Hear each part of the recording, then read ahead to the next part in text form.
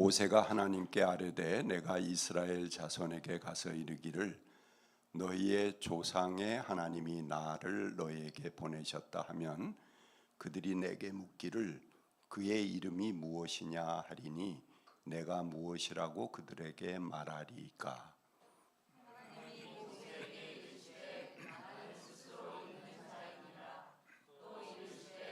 너는 이스라엘 자손에게 이같이 이르기를 스스로 있는 자가 나를 너희에게 보내셨다 하라. 하나님이 또 모세에게 이르시되 너는 이스라엘 자손에게 이같이 이르기를 너희 조상의 하나님 여호와 곧 아브라함의 하나님 이삭의 하나님 야곱의 하나님께서 나를 너희에게 보내셨다 하라. 이는 나의 영원한 이름이요 대대로 기억할 나의 칭언이라. 그러므로 제단에 제물을 드리려고 하다가 네 형제나 자매가 내게 어떤 원한을 품고 있다는 생각이 나거든. 너는 그 제물을 제단 앞에 놓아두고 먼저 가서 내 형제나 자매와 화해하여라. 그런 다음에 돌아와서 제물을 드려라. 에베소서의 말씀입니다. 여러분은 성령이 여러분을 평화의 띠로 묶어서 하나가 되게 해주신 것을 힘써 지키십시오. 여러분이 부르심을 받았을 때에 한 희망으로 부르심을 받은 것과 같이 몸도 하나요, 성령도 하나요, 주님도 하나요, 믿음도 하나요, 세례도 하나요. 하나님도 한 분이십니다. 그분은 만유의 하나님이시며 만유 위에 계시고 만유를 통하여 일하시고 만유 안에 계십니다. 그러나 하나님께서는 우리 각 사람에게 그리스도께서 나누어 주시는 선물의 분량을 따라 은혜를 주셨습니다. 예, 끝입니다.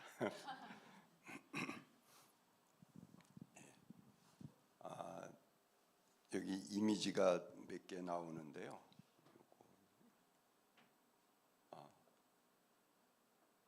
어디 같아요? 예, 산티아고 다녀오신 분. 아이고, 화면이 이렇게 썩 깨끗하지. 제 원래 필름이 오래돼서 그런 것 같습니다. 오래전에. 예. 예, 좀 밝군요. 예, 그냥 시원한 그 길들입니다. 예. 해바라기가 이렇게 탁 들어 온 해바라기가 저를 향해 보고 있어요. 굉장히 와, 나를 환영하는구나. 좋은데 길을 다 지나가서 이렇게 보니까는 다 뒤로 돌려 있더라고요. 좀 서운했습니다. 이건 그냥 길가에 핀 꽃들이고요. 심심해서 그림자 놀이 해봤습니다. 이게 들에 핀 꽃들입니다. 예, 이렇게 꽃들인데 제가 산티아고 길을 걸을 때의 경험입니다. 지평선 끝까지 아무도 없는 길을 혼자서 걷습니다. 이 길을 걷다가 이 길이 맞는지 틀리는지, 물론 거기 이정표가 잘 돼 있지만 이렇게 뭐 매번 돼 있는 건 아니니까 가다가 이거 내가 제대로 왔나 이런 생각이 들 때가 많이 있습니다. 이거 혹시 반대로 가는 거 아닌가? 그런 생각이 들어서 당황스러울 때 누군가 낯선 사람이지만 또 그 사람하고 언어가 통하는지 않는지도 모르지만 누가 사람을 탁 만나게 되는 건 굉장히 반가운 일입니다. 만났구나. 또 한동안 걷다가 길가에 양똥이나 소똥 뭐 이런 것들이 보이면은 그렇게 반가울 수가 없어요. 보통 때 같으면 에이 그러고 이제 피해가는 길이겠지만 이건 마을이 가까웠다는 증거구나. 예, 그런 생각이 듭니다. 또 한참 가다가 강아지라도 하나, 거기 있는 강아지들을 많이 풀어놓더라고요. 그래서 댕댕이가 하나 저기 나오면은 그렇게 친구 만난 것 같이 반갑고 그런 경험을 했습니다. 해변가나 이런 데서는 이렇게 벤치에 앉아서 제가 뭐 빵 같은 거를 먹으면은 그 앞에 갈매기 들어오고 새 들어오고 뭐 쭉 와서 이렇게 강아지 이렇게 오고 앉아 있듯이 줄을 서서 앉아 있습니다. 혼자 먹기가 되게 미안해요.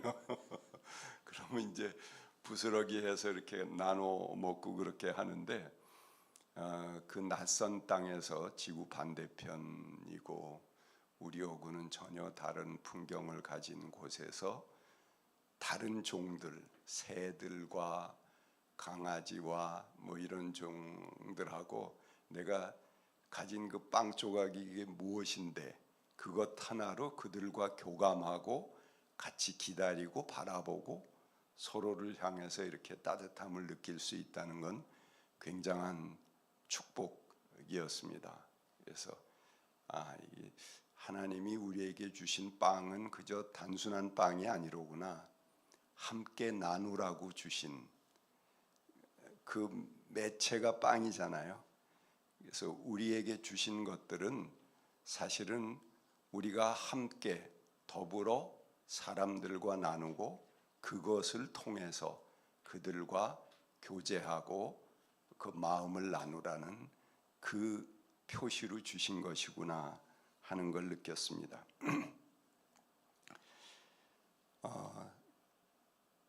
만약에 사막을 제가 걸었다고 한다 하면은 그 사막에는 아무것도 없잖아요. 거기서 이 풀 한 포기를 만났다. 뭐 조그만 아주 보잘것없는 그런 식물 하나를 만났다 하더라도 굉장히 반가웠을 겁니다. 아마 그 앞에서 감사 기도를 드렸을 것 같아요. 그래서 생명이 있는 것들을 우리가 만나고 함께하고 사는 것 자체가 놀라운 기적이다. 그런 생각을 했습니다. 모세가 광야 생활 중에 하나님을 만난 그런 경험이 아까 처음에 읽은 출애굽기 3장의 이야기입니다. 거기서 하나님께서 자기 이름을 계시를 하시는데 우리가 흔히 아는 옛날엔 여호와라고 그랬지만 지금 이제 야훼라고 하는 내 이름이 야훼다 이렇게 가르쳐 주셨어요. 근데 이 야훼라는 말은 뭐냐 하면 히브리어의 비동사입니다. 그러니까 이 비동사를 어떻게 해석할까? 아까 제가 출애굽기 3장의 이야기를 개역을 써서 같이 읽었거든요. 근데 거기 개역에는 뭐라고 그랬냐면 나는 스스로 있는 자다 그렇게 번역해 놨죠. 비동사의 일형식 있다 하는 그런 의미로 나는 있는 자다 이렇게 사실은 스스로는 자기가 임의대로 번역자가 붙인 말이에요. 스스로라는 말은 그 야훼라는 이름에 어디에도 없습니다. 그러나 그걸 비동사로 그냥 있다로 번역한 것인데 나는 있는 자다 그러면 조금 기분 나쁘잖아요. 그렇죠? 넌 없어. 하나님의 이름을 나는 있는 자다 이렇게 번역해 놓으면 상당히 기분 나쁘게 되니까 거기다 앞에다가 번역하는 사람이 스스로라는 말을 쓱 집어넣습니다. 그건 뭐냐 하면 서양 철학의 엑스니힐로 무에서의 유를 무에서의 창조하는 개념을 집어넣은 거예요. 그러니까 만물은 다 어떤 소재들로 해서 이게 유전돼서 다른 것을 통해서 존재가 생기는데 하나님은 없는 것에서 태어나신 존재다. 그 엑스니힐로의 서양 철학의 이제 근간이 되는 그 창조 이야기거든요. 그거를 썩 집어넣은 거죠. 그래서 하나님은 하나님의 이름을 얘기할 때 야훼를 어떻게 해석했냐면 나는 스스로 있는 자다. 그렇게 번역을 했습니다. 공동 번역, 그 이후에 번역된 공동 번역이나 새 번역은 그게 뭔가 조금 좀 안 어울린다 하는 걸 눈치챈 것 같아요. 그래서 나는 곧 나다. 비동사의 이 형식. 그래서 나는 곧 나다. 이렇게 번역을 해놨습니다. 그런데 그 앞뒤의 귀절을 보면은 나는 너희 조상들의 하나님이었다. 그리고 나는 아브라함의 하나님, 야곱의 하나님, 이삭의 하나님이었다. 그리고 히브리의 하나님이다. 이런 말이 나옵니다. 그러면 비동사는 사실은 그 비동사 자체의 의미가 있는 건 아니고 그 주변의 말들과 관계해서 의미를 찾는 것이거든요. 그러면은 나는 스스로 있는 하나님이다. 그런다면은 혼자 계신 그 하나님이 뭐하러 나는 조상들의 하나님, 뭐 아브라함, 이삭, 야곱 이런 걸 전부 끄집어대면서 그들과 함께 있었다 하는 이야기를 했을까요? 이 비동사는 be with로 보아야 하는 게 맞죠. 그러니까 I was with Abraham, I was with Isaac 이렇게 쭉 번역하는 게 맞습니다. 그러면 be with 그러면은 하나님의 이름이 뭐가 될까요? 나는 더불어 있는 자다. 그렇게 번역하는 게 맞습니다. 문맥 앞뒤로 봐서. 그러니까 그 스스로 있는 자다 옛날 번역에 그렇게 해놓고 뭐 앞뒤의 관계가 맞지가 않거든. 그러니까 이제 공동 번역과 새 번역은 나는 곧 나다 이렇게 번역을 해놓은 것입니다. 그러니까 하나님은 더불어 계신 자입니다. 아브라함, 야곱, 이삭 그들이 나그네로 있을 때 그들과 함께 하셨고 그 다음에 이스라엘의 그 하나님이 뭐 어떤 미션을 주십니까? 에집트에 있는 노예들을 해방시켜라. 그런 미션을 처음 만나서 주시잖아요. 에집트에 있는 노예들이 I'm with 그 노예들. 내가 그들과 함께하는 하나님이다. 그러니까 그들을 구출해내라. 그런 메시지를 주신 거죠. 나아가서 나는 고아와 과부의 하나님, 약자들의 하나님, 또 차별받는 사람들의 하나님, 뭐 이방인들의 하나님. 그래서 이 세상에 아픔을 가진 사람들의 그들과 함께하는 하나님이다. 이런 의미로 자기의 이름을 비동사로 제시해 주신 것이라고 저는 생각을 합니다. 근데 그 하나님이 그런 그 약자들과 함께하는 하나님, 그런 그 여호와 하나님, 야훼 하나님이죠. 그 하나님의 의미를 찾아가는 것이 저는 구약 성서의 쭉 맥이다 이렇게 생각을 합니다. 그래서 어떤 사람들과 하나님이 함께 하셨는가, 그거를 우리는 임마누엘이라고 그러죠. 그 임마누엘은 무슨 뜻입니까? 임마누엘 그 문자 그대로 오면 하나님이 우리와 함께 계신다 그런 뜻이거든요. 그러니까 그 하나님이 바로 임마누엘의 하나님. 그럼 그 하나님이 과거에 누구누구와 함께 하셨지만 지금은 우리들과 함께 하시는 그 하나님. 그래서 하나님은 항상 더불어 계신 하나님입니다. 우리가 풍경이 이런 그 낯선 여행을 하다가도 아주 아름다운 풍경이 나옵니다. 그럼 이거 참 예쁘다, 이거 참 멋있다라는 감정이 생기더라도 그 감정을 옆에 나눌 사람이 없으면은 기쁜 일이 아니에요. 내가 아주 좋은 일이 생겨도 야 신난다, 야 나 이렇게 됐어 하고 얘기할 수 있는 그 사람이 없으면은 그 일이 기쁘지 않습니다. 제가 산티아고 길을 비롯해서 안식년에 3개월 동안 혼자 유럽을 여행했습니다. 근데 그 배낭여행을 혼자 하면서 그렇게 아름다운 풍경들이 나오는데 그 별로 아름답지가 않아요. 오히려 아름다운 만큼 그것을 같이 나누고 기뻐할 사람이 없으면 아름다운 만큼 쓸쓸합니다. 아름다운 만큼 슬픕니다. 그래서 참 같이 한다는 게, 더불어 한다는 게 얼마나 소중한 것인가 하는 것을 느낄 수 있었습니다. 들에 핀 꽃도 혼자 가만히 있는 것이 아닙니다.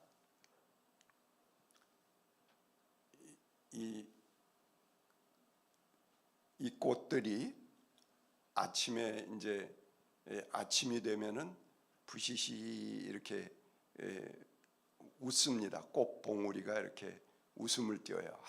아침이다 하고 하다가 대낮이 되면은 쫙 하고 자기 온 그 잎을 펼칩니다.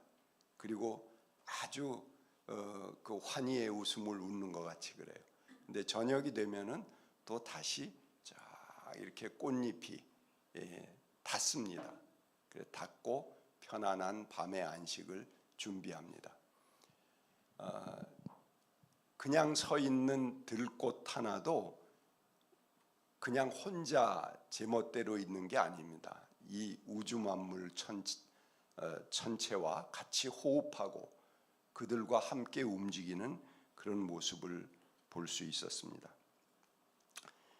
여러분, 다윈이 그런 말을 했어요. 지금 꽃이 아름다운 것은 사실은 이 꽃을 보고 찾아오는 벌, 나비, 또 주변의 짐승들, 또는 이것을 보고 예쁘다 하는 사람들, 그런 사람들의 눈에 맞게 진화되어 온 것이다.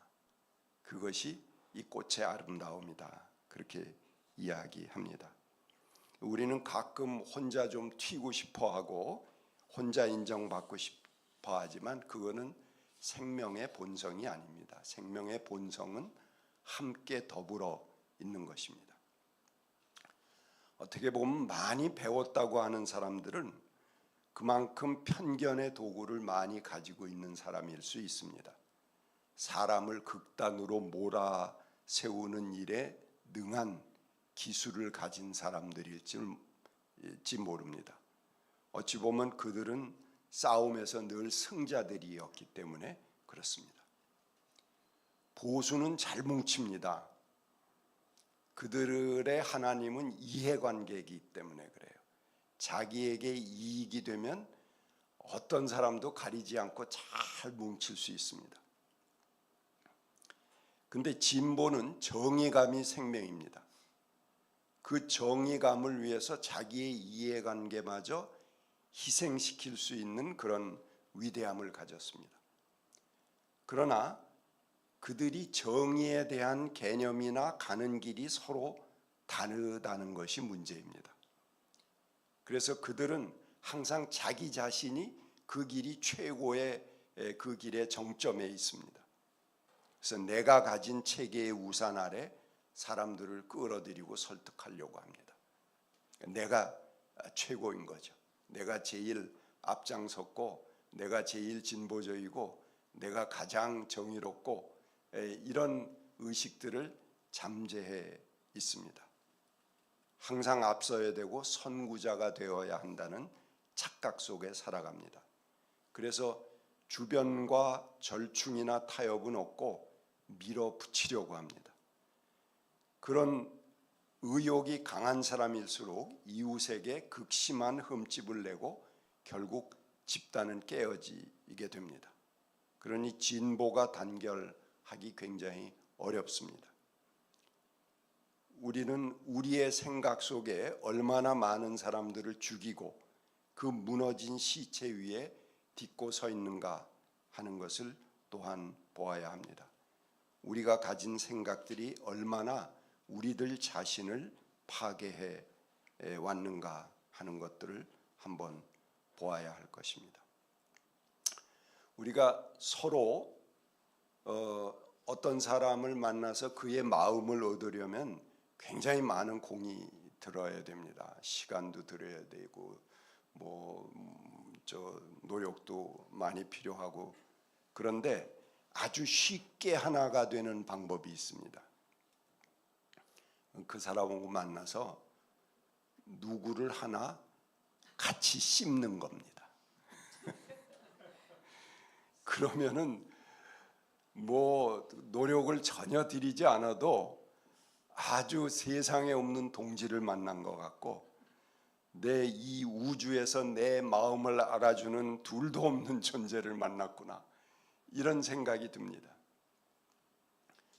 근데 이런 생각에 토대한 것은 매우 위험한 것이죠. 개인이나 집단이나 사회나 마찬가지입니다.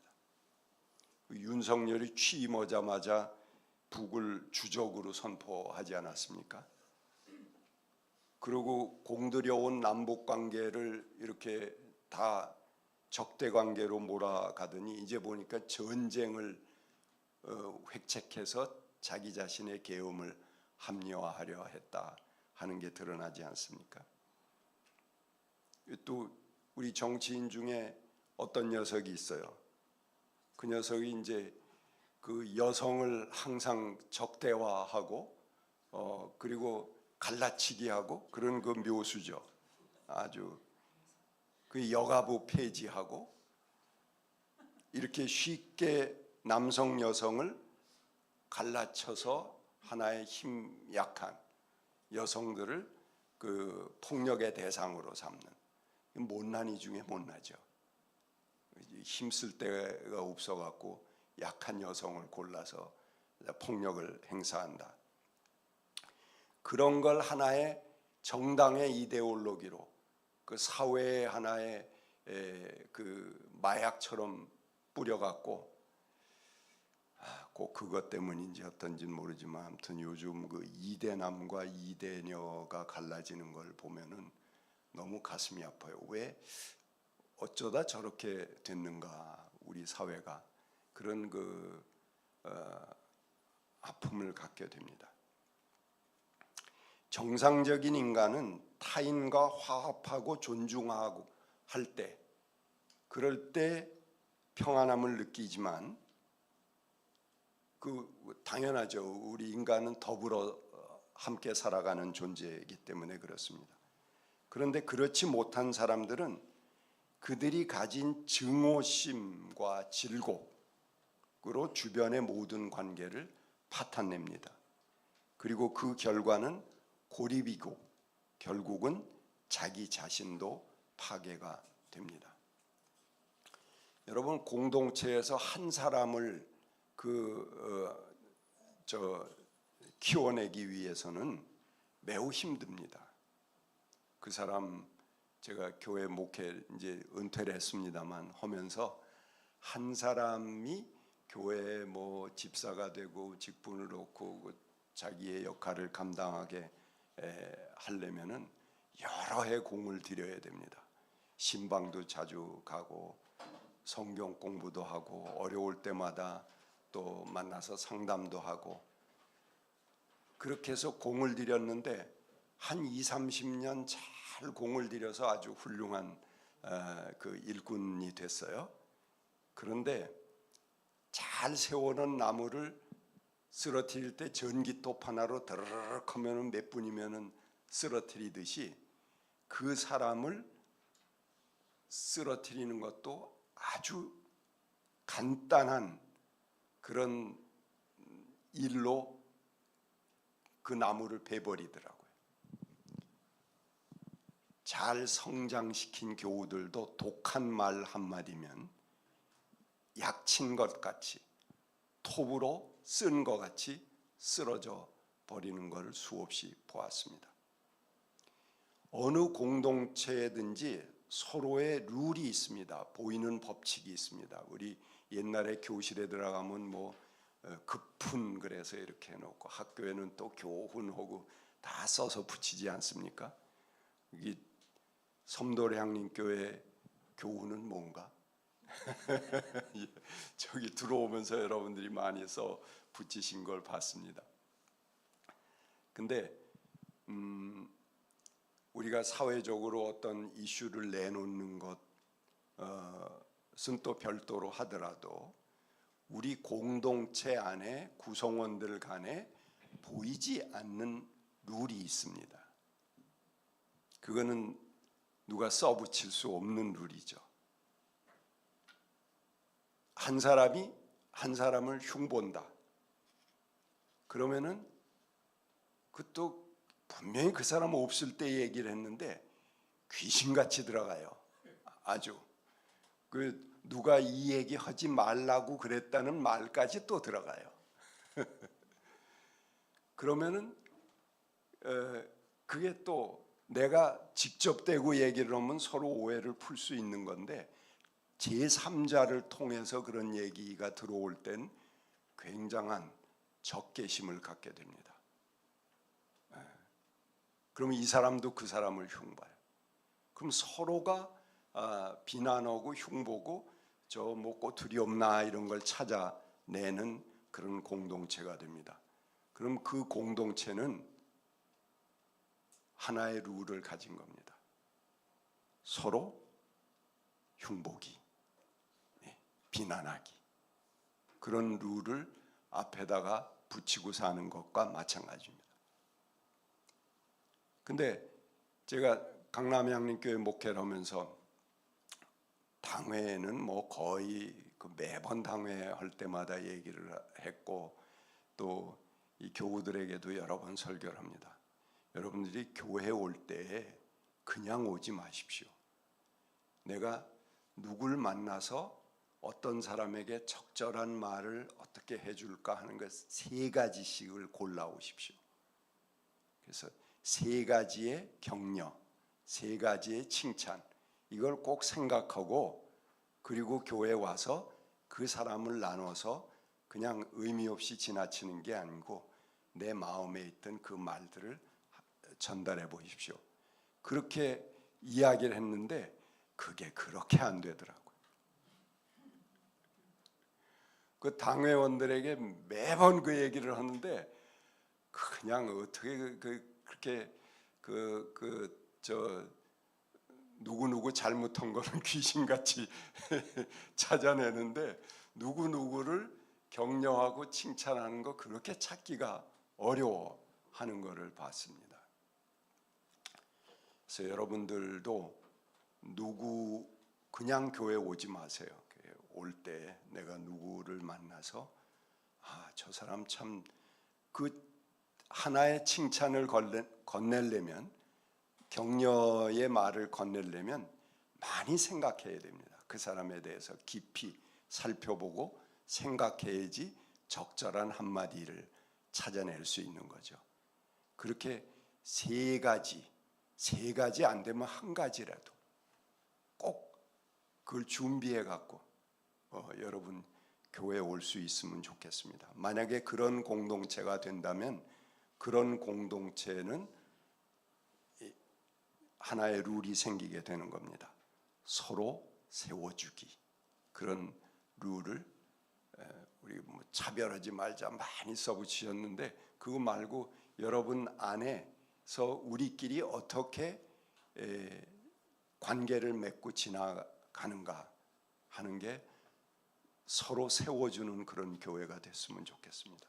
그러면 여러분들이 뭐 전도하고 뭐 오라고 그렇게 안 해도 막 사람들이 거기만 가면 신바람 나고, 나도 거기만 가면은 괜히 교회 가고 싶고, 거기 있으면 사람들을 만나고 싶고, 그런 욕구들이 속에서부터 솟아오를 것입니다. 왜? 우리는 더불어 있는 존재이기 때문에 그렇습니다. 혼자서 자기가 아무리 빛나더라도 그거는 그렇게 썩 우리를 즐겁게 해주는 요소가 되지 못합니다. 그러나 다른 사람들이 나를 인정해주는 그것이 나를 생명으로 이끌게 합니다. 데리다는 관용과 환대를 구분합니다. 관용이라는 것은 내가 나의 입장을 가지고 선택적으로 상대를 고르는 것을 말합니다. 그러나 환대라는 것은 나를 해체해야 가능한 것입니다. 내게는 낯선 타자인 이방인 상대를 내가 맞아들이는 것입니다. 그래서 단지 나의 입장을 다소 누그러뜨리는 것이 관용이라면 환대는 전적으로 낯선 이에게 선택권을 주는 것입니다. 내 집을, 자기 정체성을, 자기의 정의감과 자기의 가치체계를 무너뜨리더라도 상대를 나의 마음속으로 존중하고 받아들이는 것을 말합니다. 반면 관용이라는 것은 나의 권한과 내가 주인이라는 지상권을 침해하는 이는 누구든지 달갑지 않은 이방인으로 여깁니다. 그리고 잠재적인 원수로 간주합니다. 그러나 환대는 그 이방인이 나를 부수고 들어오는 것을 허용하는 것입니다. 그것이 나의 선택에 의해서가 아니고 무조건적으로 낯선 그를 맞아들이는 것을 환대라고 그렇게 얘기했습니다. 그때 환대받아야 할 이방인은 언제나 친절하게 예의를 갖춰서 노크하고 들어오는 것은 아닙니다. 그는 때로는 강도이거나 도둑처럼 우리에게 올 수도 있습니다. 그러나 환대는 자신의 고유한 것을 그에게 이름도 묻지 않고 대가도 요구하지 않고 최소의 조건도 제시하지 않은 채 내어주고 받아들이는 것을 말합니다. 그것이 바로 하나님께서 우리들을 사랑하시는 방법입니다. 다 같이 침묵하겠습니다.